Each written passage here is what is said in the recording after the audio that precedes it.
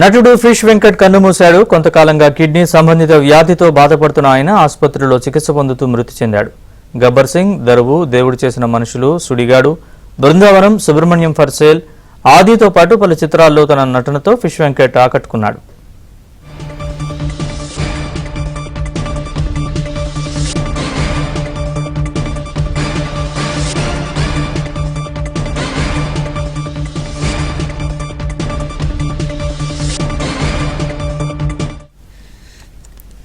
నటుడు ఫిష్ వెంకట్ మృతికి సంబంధించిన పూర్తి వివరాలు కరెస్పాండెంట్ సుజన్ అడిగి తెలుసుకుందాం.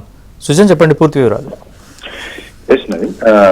గత కొంతకాలంగా కూడా నటుడు ఫిష్ వెంకట్ కిడ్నీ సంబంధిత వ్యాధితో బాధపడుతూ ఒక ప్రైవేట్ ఆసుపత్రిలో చికిత్స పొందుతూ ఉన్నారు. అయితే ఈ రోజు ఆరోగ్యం విషమించడంతో చికిత్సకు సహకరించుకోవడంతో కొద్దిసేపు క్రితం ఆయన కన్ను మూసినట్టుగా ఆయన కుటుంబ సభ్యులు తెలిపారు.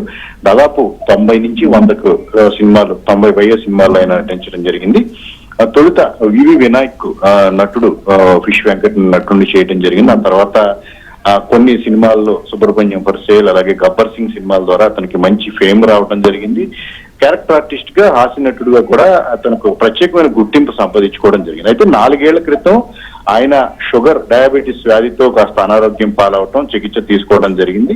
అనంతరం మళ్ళీ గత కొన్ని నెలల నుంచి కూడా, గత సంవత్సర కాలం నుంచి కూడా ఆయన కిడ్నీ అలాగే లివర్ సమస్యలు అనేవి తీవ్రతరం అవడంతో కిడ్నీ ట్రాన్స్ప్లాంటేషన్ కూడా చేయాలి అని చెప్పేసి కొద్ది రోజుల క్రితం ఆయన కుటుంబ సభ్యులు దాతల సాయం కూడా కోరటం జరిగింది. కొంతమంది దాతలు సాయం చేశారు. తెలంగాణ ప్రభుత్వానికి సంబంధించి కూడా సాయం చేస్తామని చెప్పేసి కూడా ప్రకటించింది. అయితే అనారోగ్యం పాలవడం, ఆరోగ్యం విషమించడంతో ఆయన కొద్దిసేపు క్రితమే మరణించడం జరిగింది.